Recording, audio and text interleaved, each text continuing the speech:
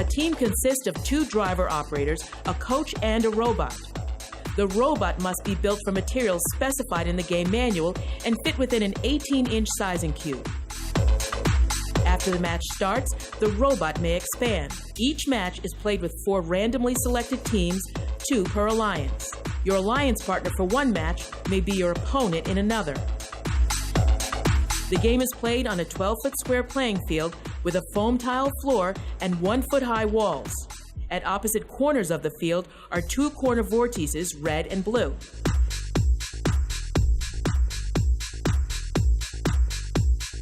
Between them is the center vortex, which can freely rotate.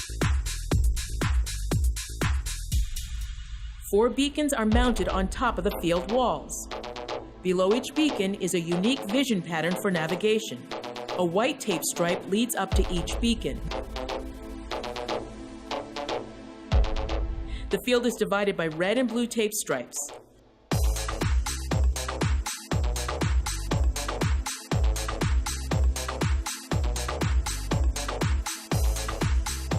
The Velocity Vortex game includes particles that are 3.75 inches in diameter. There are also 2 cap balls 21 inch in diameter. The cap balls are placed in the center vortex assembly. Teams place their robots on the field, touching the wall in front of their alliance stations. They may preload 1 or 2 particles, up to 3 per alliance.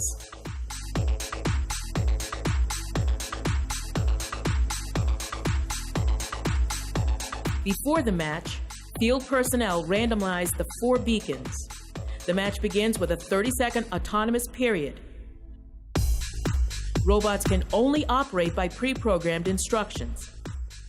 If a robot presses a beacon button matching its alliance color, the alliance is awarded 30 points. Also, an additional particle will be added to the field before the driver-controlled period begins.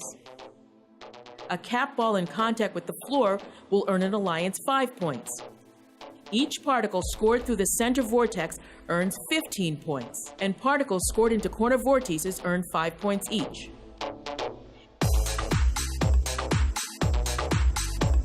At the end of the autonomous period, if a robot is parked partially on the center vortex base or corner vortex ramp, that alliance is awarded 5 points each.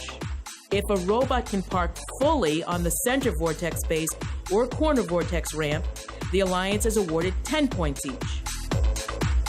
After the autonomous period ends, the field personnel introduce additional earned particles into the field. Then the 2-minute driver-controlled period begins. Now each particle scored through the center vortex earns 5 points.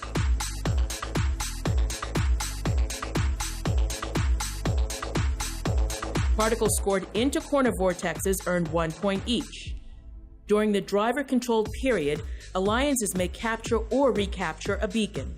Whichever color is lit up at the end of that match earns that alliance 10 points. The last 30 seconds of the driver-controlled period is the end game. During this time, robots may lift the cap balls to earn extra points. If your robot is holding a cap ball off the playing field floor at the end of the match, your alliance is awarded 10 points. But if your robot can lift it above the center vortex crossbar, your alliance earns 20 points. And if a center vortex is capped, that alliance gets 40 points. The game manual also lists various penalties to help ensure fair gameplay. For example, robots may not descore a capped ball. A robot may not extend above 29 inches before the end game. A robot may not damage the playing field. A robot may not pin another robot. This has been a brief summary of the Velocity Vortex game and does not include the latest updates. Please carefully read the game manual and the game forum for the complete rules.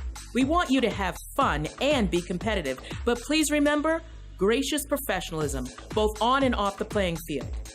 Have fun and good luck this season. Go First Tech Challenge!